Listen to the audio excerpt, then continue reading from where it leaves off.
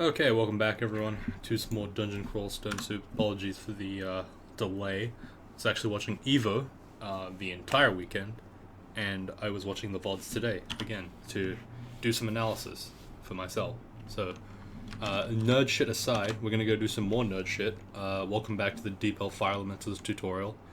It's depths. It's honestly quite a challenge to do depths in the for a Deep Hell Fire Elementalist and for a Mage in general. Depths is an area with a lot of... It's kind of like vaults, actually.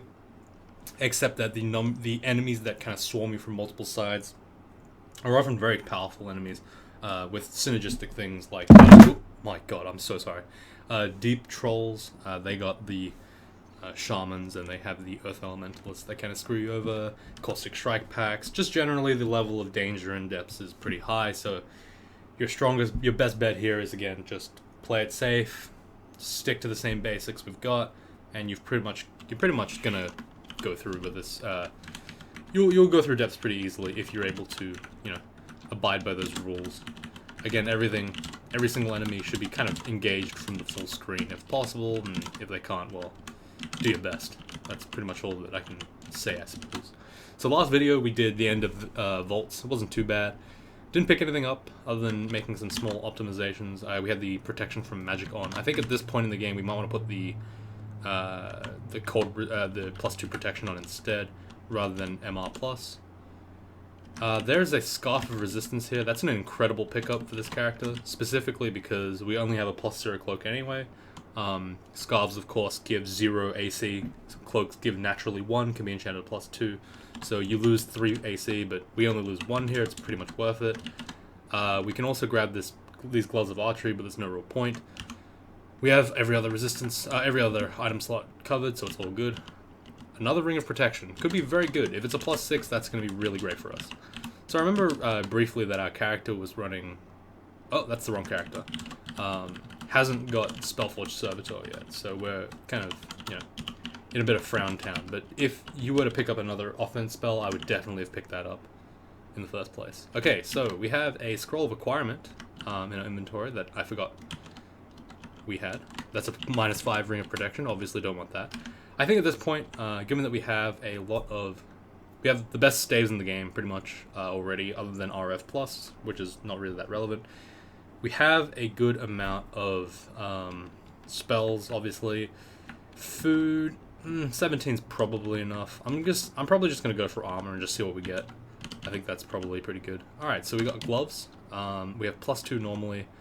These are +0 RC. Now the question you'd have to ask yourself is +2 armor worth RC+? And I would actually say in this instance the +2 armor is actually better. Unfortunately, these RC gloves, we already have 1 pip of resist cold, and we'd rather have AC, because AC tends to be a little bit more effective for mitigating damage. 1 pip of cold resistance usually is enough, because the first pip is always the most important one, obviously reducing the most amount. After that, you get a little bit of diminishing returns on every subsequent pip of resist cold. I believe it's like 50 something and then 66% maybe reduction, something like that. I don't know. It's been a while, so I don't remember the exact number, but okay, this unfortunately this fire dragon is double resistant to fire and resistant to poison, so we might be having a bit of trouble with this guy. What we're gonna do is we're just gonna back off here, go to an Orb of Destruction, nice and safe. There we go.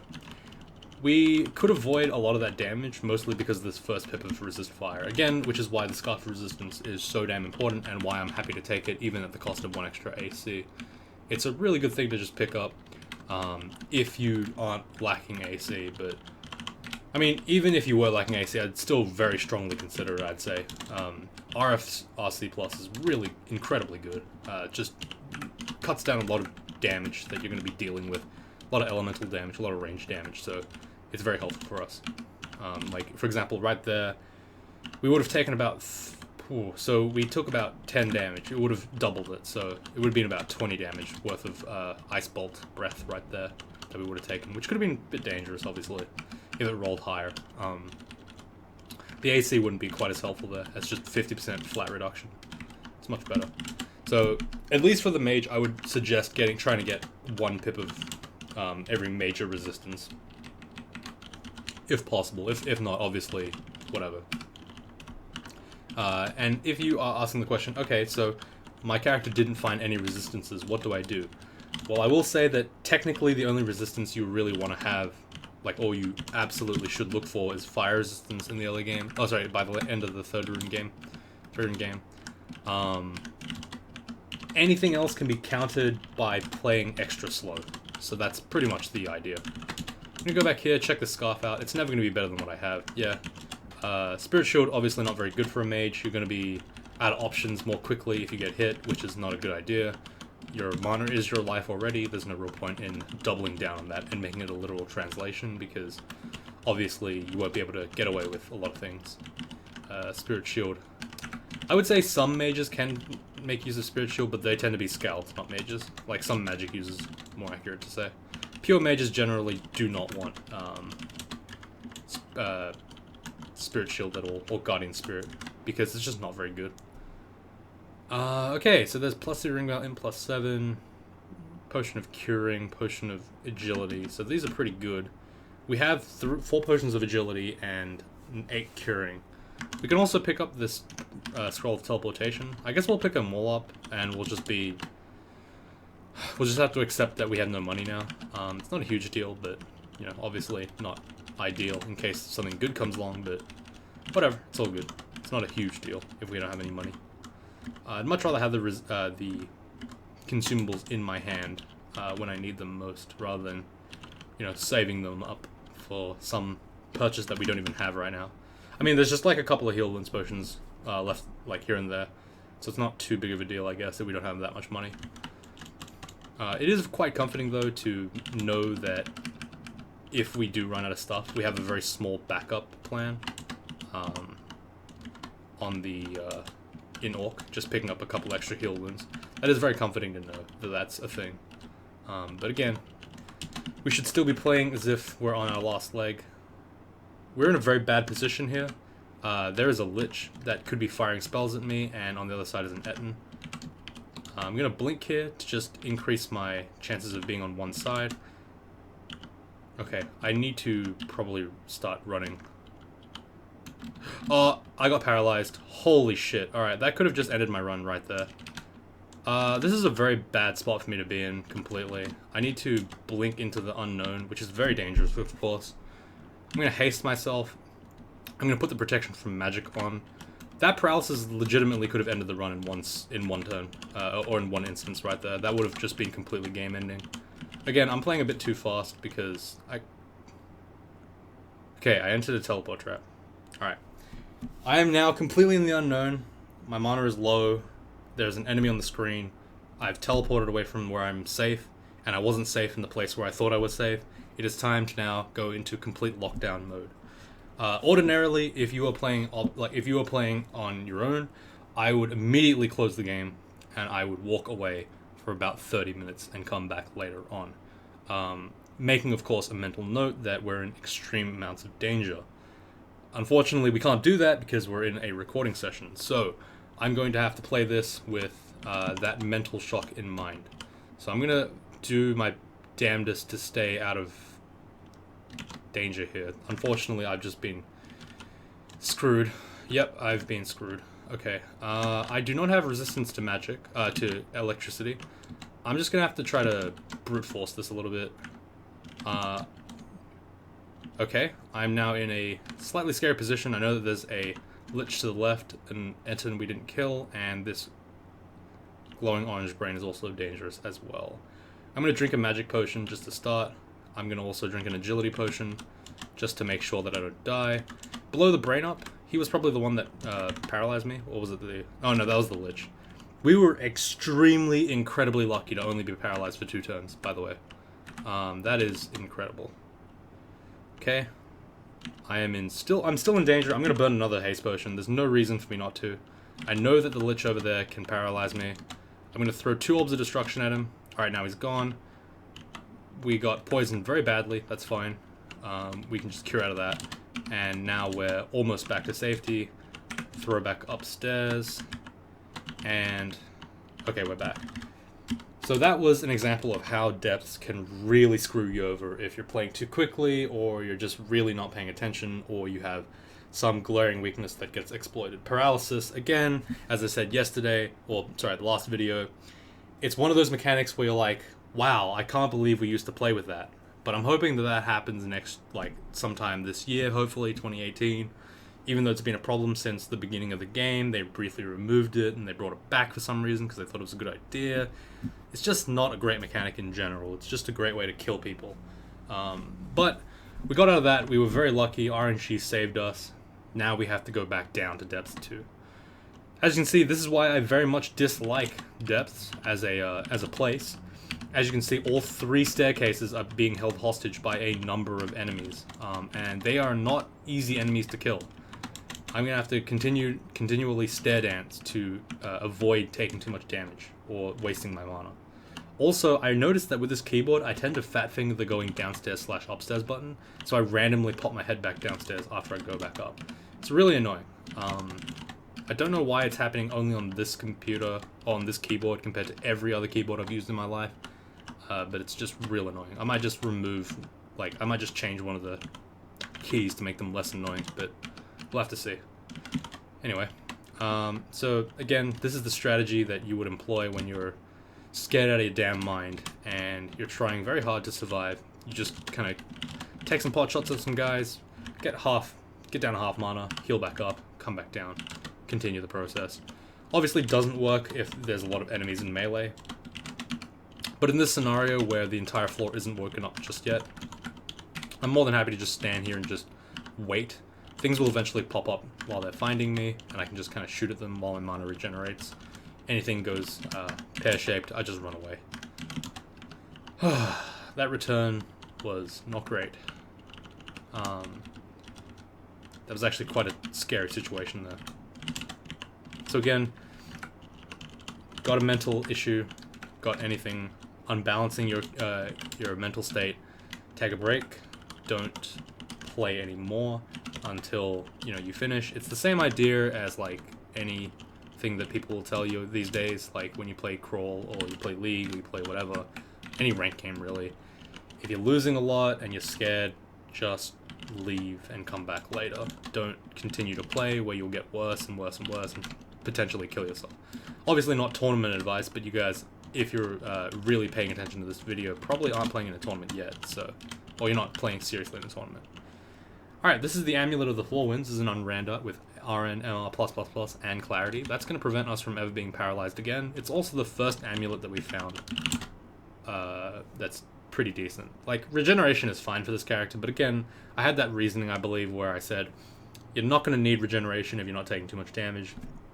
And generally, it's like 90% of situations you're not going to take damage, hopefully. It's mostly just mana. So having this extra MR and all of this RN and whatnot, and the Clarity is also really nice. It effectively means that we are not going to get paralyzed ever again. So I guess the game was listening to our prayers. We will not get paralyzed by liches or anything, hopefully, and we'll be okay. Alright, we've now stabilized on this floor. That is a Hellion, for some reason. Interestingly enough, Hellions are not immune to fire, and they're not fire-based at all. They're actually Damnation. I suppose that the color scheme that they've got there is to indicate that they are not fire-based enemies, they're purple-based enemies. But, Damnation's not really a color. Like, it's just kind of weird. I don't know. It's odd that Hellfire isn't resisted by fire, but that's the decision that's pretty much been in the game since the beginning, so can't really blame them. I don't really know if I like that. I mean, they used to call it Hellfire, and it did look a lot like fire. Now they've tried to differentiate it, but it still kind of looks like fire, to be honest. And people who played the game before will always know of it as Hellfire, so the damage might have already been done. Those are Pearl Dragon scales over there. I'm actually very interested in picking those up. Now for my 7th level up, I could pick Int, but I think at this point it's not necessary. I think it's better for me to pick either Strength or Dex. I'm going to pick Dex. The main reason why I do that is because I want to have a little bit more dodging if possible, and my spells are already good enough that I don't really need more Int. 31 Int is usually more than enough to deal with, like all your regular spells. Even I could technically go for a level 9 spell, but as a matter of principle, as I said before, I'm not going to go for those. They tend to be very inefficient to use. They tend to draw away from the main focus, which is keeping your character alive, because you waylay all that EXP into conjuration, spellcasting, and whatever other third thing you need. So it's really not that helpful. Using a combination of Orb of Destruction and Poison Arrow against these Hell Knights, they're immune to fire damage, meaning my Bolt of Fire is not very good at all. So there's Pearl Dragon Armor over here. Pearl Dragon Armor is very interesting as a pick. Unfortunately, I might get screwed by this contamination. These mutagenic clouds are going to be really annoying. And I can't really get through without doing anything. I have a plan. It's going to look stupid, but I'm going to do this. What I'm going to do is I'm going to just Freezing Cloud this area. I know it looks dumb. I know it really looks dumb. But I'm just going to Freezing Cloud, and hopefully I can just kind of squeeze my way on through here. Alright, it's actually not worth it. I'm just going to go for it. And I'm going to TP out. I'm going to get one bad mutation. It's unfortunate. I might get two. That's unfortunate. I'm just going to have to go for it. Alright, we got a lot of bad mutes. Alright, main reason why I wanted that is because I saw a ring and also Artifact Pearl Dragon, so it's really quite good. Unfortunately, this Pearl Dragon armor is much too heavy, so I'm not going to use it anyway. Didn't know that, but, you know, would have been nice to just check anyway. See what this amulet is. RF minus RC plus plus. This is pretty much worthless. RF minus is terrible. We have max MR. We have our poise already. It's not good. We're going to have to go through some of our mutation potions here. Scrolls take you longer to read is really bad. So generally, if you don't know, mutations work like this. All the good mutes generally don't mean much for your character, unless you stack them really hard. All the bad mutes are generally not too bad, like for example, strength minus 2. But there are several that just completely could end your run potentially. Scrolls take you longer to read, for example, could kill you. Shouting at other people kind of might kill you. Berserkitis, which is where you go berserk randomly in combat, that could kill you. You rot a lot. Like if you get stat rot 2 or 3 and you have a character that is not balanced like mine, so I have low strength, could also get you killed. These are really bad mutations, and generally it makes it such that the mutation system shouldn't be engaged with. For example, these scrolls taking me longer to read might take me like 2 to 3 turns to read a scroll. It's not worth it. So I'm just going to try to quaff out of it, hopefully just not get it. Unfortunately, we were unable to get rid of that one. I don't know if it's right to go all in, but I'm just going to have to go for it. Unfortunately, we are just getting completely boned here. Like, this is just... Oh, thank God. Okay, we finally got rid of the 2 bad mutations that we picked up, or the 3 bad mutations we picked up. And we actually came out ahead with some positive mutations, including 1 pip of RF and Dex plus 2, which is pretty nice. So we got out ahead on that, but the mutation potion now is a little bit... whoops, that was not what I wanted. Mutation potion now, we're running out. So if you guys don't know, mutation potions have been remade in the last couple of versions. They are now basically the only way you can get rid of mutations, but it forces you to engage with the mutation system once you get mutated to the point where you need to actually get rid of one. So it mutates the... I think it removes the mutations and then gives you mutations. So there's a good chance that you just get screwed and like 6 mutation potions don't get rid of the mutations you need to get rid of. But you know, unlucky, I guess, if you get mutated and you just don't have enough mute pots. Anyway, that's enough talking from me for now. Wait, hang on. I have RF now. Does that mean was I missing something? I forgot. I feel like I was missing something. Are there any mutation potions in the game? That's what I wanted to ask. Alright, there's 2 more mutation potions, so we have 3 now. It's, as with the old game, you really need mutation potions mostly for Zot or Slime because you tend to get mutated a lot. Zot, Slime, and Abyss, but mages don't tend to do Abyss very often. Okay, so downstairs there was Mara. She's very dangerous to kill, mostly because she could potentially just, you know, summon a guy that can orb destruction you constantly. That's quite dangerous. Don't really want to deal with her. We might be forced to, depending on how the floor is laid out, which again is why I'm not really as much a fan of depth. A lot of the time you can just get screwed because of RNG in terms of depth layout. Sometimes like all 3 staircases are just next to a bunch of stuff like like liches. Can't do anything about that. Just have to kind of go for it. I don't know. Personally, I'm not a fan, but I don't know. Depth did in fact reduce a lot of the content. It streamlined a lot of the content from the old game where you had 27 dungeon floors rather than 15 dungeon floor, 5 depth floors. Obviously, it did streamline the game, and that's a good thing. But at the same time, there are issues with this. A lot of the content is just kind of being crammed into the it's just kind of being crammed into the 5 depth floors, and it does really suck sometimes if your character isn't really good at taking on big packs. So this enemy is kind of just getting up all in my grill. I'm gonna go ahead and take this teleport away and then resume the fight when I have full mana and he's no longer a threat. Don't be afraid to stair pull an enemy 2 floors away from the original one, by the way. It's more than... If it's necessary, it's necessary. Don't feel bad about doing it, even if it does look like you're backtracking a lot. Again, caution is usually the best option, the best defensive option you could possibly have. There are a lot of people that get away with a lot of dumb stuff because they can play defensively. Tactically, I mean. So, no, sorry, strategically. So you can, like, do things like go really low on XL, go really low on turn count, for example. Just do a bunch of stuff. As long as you're careful, you can do most things. Alright, so we have been clearing for quite a while. It's been 21 minutes. I guess we'll keep going. Again, I'm going a little bit too fast now because I kind of forgot the pace that I was playing at to begin with, so it's a bit unfortunate. I have to throw Orbs of Destruction in a corridor. That's pretty sad. If you throw an Orb of Destruction in the corridor, you'll tend to get them bouncing off walls and stuff. It's pretty unfortunate. Alright, that's my illusion. He can cast a ton of stuff that's dangerous for us. I actually have to teleport here, as crazy as that sounds. Even though we're at full health. Yeah, see, instantly he threw an Orb of Destruction. The most ideal way that we fight Mara... Wait, really? He found me? That is just unfortunate. Okay, we have to run. We can't fight us. We're too strong. We teleported right in the middle of the vault, I believe. This is quadruple scary. I need to kill this guy, yeah. Tengu Reavers are oddly dangerous. Like, just really oddly dangerous. Occasionally they just kill you in like 2 hits. As you can see over there, he did like a good 70 damage to me before I could really kill him.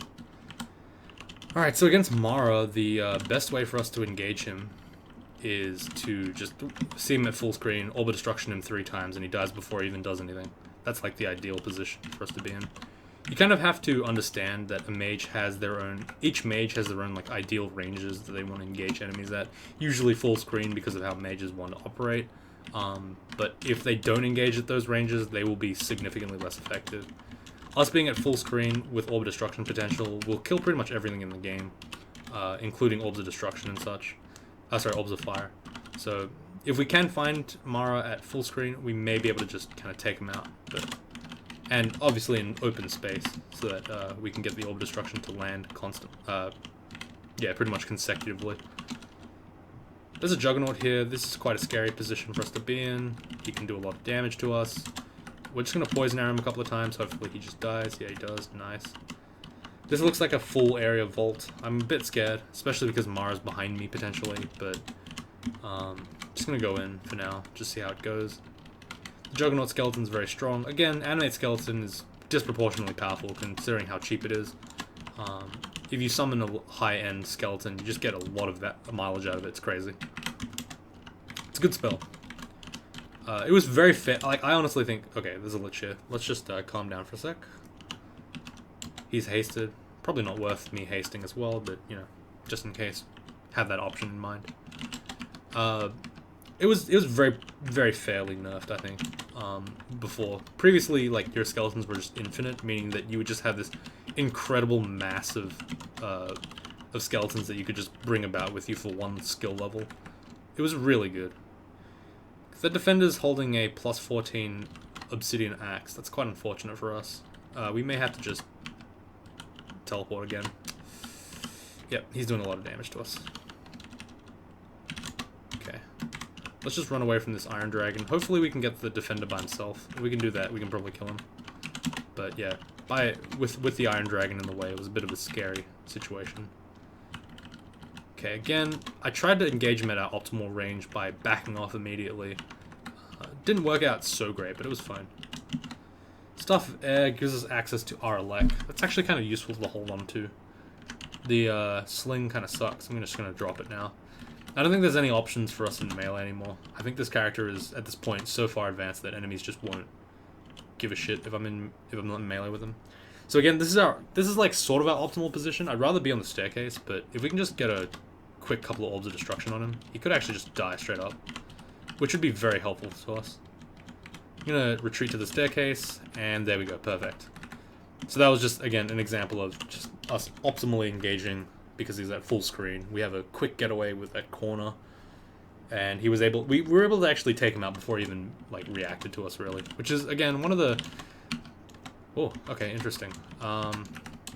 It's one of the advantages, I suppose, that Mage really does get over melee. You can kind of kill a lot of enemies you can kill without them ever actually engaging you physically. Like for example, this Gold Dragon there could be a threat to a weaker melee character, but for us, we just kind of brush him off, just hit him with orb destruction and stuff. Again, this is what I mean by depths just kind of screwing you up sometimes. Here's 3 staircases just completely surrounded by empty space. No idea where the hell anything is. If there are a ton of enemies there, we could just be dead. We got very lucky here, just having 2 of these areas just be complete walls, so that we don't accidentally just get murdered from different angles.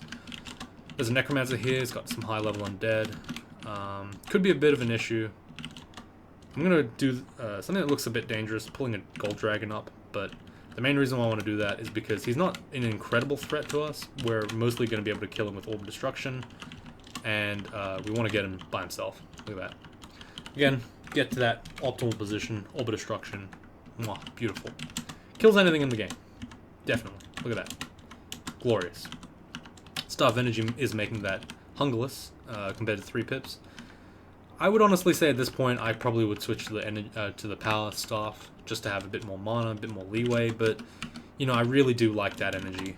Even if it's not being trained in evocations. It's perfectly fine for you to train evocations so that you can channel mana, but I find that does kind of counteract the point of having the energy in the first place, which is having no hunger issues for the rest of the game, pretty much. Like, that's just too much of an opportunity to pass by. And if you start channeling, it's going to take a bunch of your energy, and you're like, why do I need this energy stuff in the first place, right? Like, even here, we have 19 rations. That's pretty good. But it does feel like a little bit more than I would normally get, I think, just because we have that Staff of Energy. But imagine having less than 10 rations, for example, at this point. It's pretty nerve-wracking. You have to play the game very scared. You have to only use the spells that are hungerless. You have to worry about every corpse. It's just living like hand-to-mouth in this game is just terrible. Which is why I honestly don't like playing mages. Like, just for that very reason. Hunger is just such a frustrating mechanic for the mage, and we have to unfortunately just deal with it. Alright, I made a pretty cardinal mistake there. Let myself get cornered. I'm going to try to back off for a sec here. Use Bolt of Fire in this corridor where it's going to be very high damagey. Maybe throw an Freezing Cloud here and there now that we know that the enemies are mostly dead. By the time they catch up to us, they'll die. Again, I'm not feeling like I'm playing quite optimally right now, and that would ordinarily prompt me to take a long break if I was trying to play optimally, but I don't know. I'm just trying to get through depths, to be honest, right now. I really don't want to leave depths for another video, but we might have to. This looks again like a huge vault. I don't really want to engage this. Honestly, if there are really large vaults for depths, I would consider strongly just skipping it entirely. And the main reason why I would say that is because usually the risk of death goes up significantly when you're in these kind of vaults.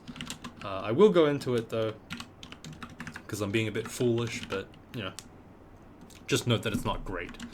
I honestly wouldn't do it. It's also a very tedious slog, and that can very easily affect your mental state. which is again not very desirable. Okay, it's a bunch of enemies that are immune to my fiery ways. I'm just gonna use Poison Arrow to take them out. Very useful spell. Orb Destruction, a bit too mana inefficient at this point for those weak-ish enemies, which is why I would say that Poison Arrow is really nice against those guys. Caustic Strike Zombie, unfortunately, we might have to actually teleport away from. This looks really stupid, but we don't actually have a way of dealing with this guy, and he does a lot of damage to us, unfortunately. Like, this is just dumb. Like, you have to teleport away from the zombie, but that's what happens when you have no mana. You just don't have any options. It's just very unfortunate, but that's what happens. I assumed that I had full control over the situation. I did not. Foolishly, I decided to engage when I should not have. And I'm paying for the mistakes. As you can see, ever since the depths have been entered, I've been playing quite sloppily. I've been losing a lot of resources. I've been throwing them away. I've still done a fairly good job at surviving though, so, you know, can't say that it's all been bad, but if you were playing more properly, you'd probably get away with a lot more, like, resources, I guess. You'd probably have more by the end of the game. I'm gonna leave it here though, because honestly, like I said, I'm not feeling so great when it comes to playing this session. That actually happens quite a lot, honestly, to every person. Sometimes when you're playing Crawl, you just don't feel it. If you're not feeling it, I really do suggest not playing for that session. Just kind of chilling out, maybe playing like a casual game, like throwing away on a side account or something, playing offline, something like that. If you're playing to win your Fire Elementalist and you've got a promising one, play when you're most mentally active. It's exactly the same idea as all sports, or ranking, or grinding. Just play when you're most mentally there. Don't play like the serious stuff. Your really good characters, don't throw them away because you felt tired one day and you decided to play. It's just not a good idea. And obviously, like, people are gonna be like, "Oh, but I play this game to have fun." That's fine, but look, do you want to win or do you want to have fun for the rest of your life? Like, you know what I mean? Like, sometimes having fun means winning. I know that sounds weird, but, you know, winning is pretty fun. So, you know, a lot of people do paint me as a person who's like, "Oh, no fun allowed." But the reality is, like, the people who are saying that, generally the people who just die on D7 and like, I had so much fun playing my Octopode Chaos Knight for 22 minutes. Then I got to D7 and I died. Oh wow. Time to do that again. That's really fun. It's like, there's only so much fun you can have before you need to actually, you know, win the game. And I do try to build up on the foundational skill of people so that when you want to have fun, you actually can have fun, because you can actually get through the game and win with the thing that you wanted to do. I mean, like, I think I've used the channel as a pretty good example at times. Remember that demon spawn of Quaslal? That was pretty fun when I threw a shitload of random rocks and it just blew everything up. That pretty much worked because I was able to get through that early game with my, you know, strategy and tactics and stuff. Got me through the game. A lot of the early mid game was pretty rough, so we got a bit scared, but we got through it. Got to see the end game with that character. It was pretty bonkers, pretty fun. Yeah, and just like a bunch of stuff like that happens. It's good examples, I suppose. I don't know. I do a lot of weird runs on the channel from time to time. But yeah, I'll try to be a bit more consistent with the schedule. Like I said, yesterday and the day before that were really exceptions. I was supposed to do a recording session, but Evo was on, and I was watching all of Evo. Again, I'm kind of in that like time now where I'm learning a new game. I'm trying to figure out all the technology, trying to figure out all the matchups. It's a lot of like research that I'm doing to kind of just figure out where my character sits in the cast and all that stuff. And there's a lot of stuff like coming out now, especially because Street Fighter got an update that changed all the game mechanics and stuff. So I was like, I'm learning all this stuff, trying to implement it on a stick that doesn't work because my main fight stick is freaking broken. The actual joystick is messed up. It's pissing me off. So I need to go get that fixed. But, you know, it's a lot of stuff. I don't know. I do miss doing non-tutorial videos, to be honest, because it's been a while since I can just rant while playing Crawl. It's been a while. So hopefully I'll try to bang out the rest of this video, the rest of this series in like this coming week, and I'll probably go back to normal Crawl. If you guys have anything that you want to like see me do, obviously not conduct run, please. Conduct runs are really not interesting, to be honest. They're just tedious. Like, if you want a specific thing done, like maybe Wujan, or maybe new Null again, because Null got nerfed after that. Old one, anything you want to see in terms of like specific stuff, I'm more than happy to do it, depending on what it is.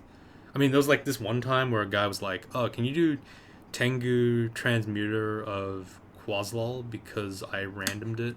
I want to see it." I'm like, and he's like, "Oh yeah, and don't use your fist. Just use like forms only." I'm like, "What? Why? Why do you have to do it like that, man? Come on." Like, that's a bit too tedious for me to worry about. I'm just like, I probably don't want to do it. But yeah, I will try to do anything that anyone wants to, any reasonable stuff, I guess. Anyway, ranting again. Talk to you guys tomorrow. Hopefully tomorrow. We'll see. Until then.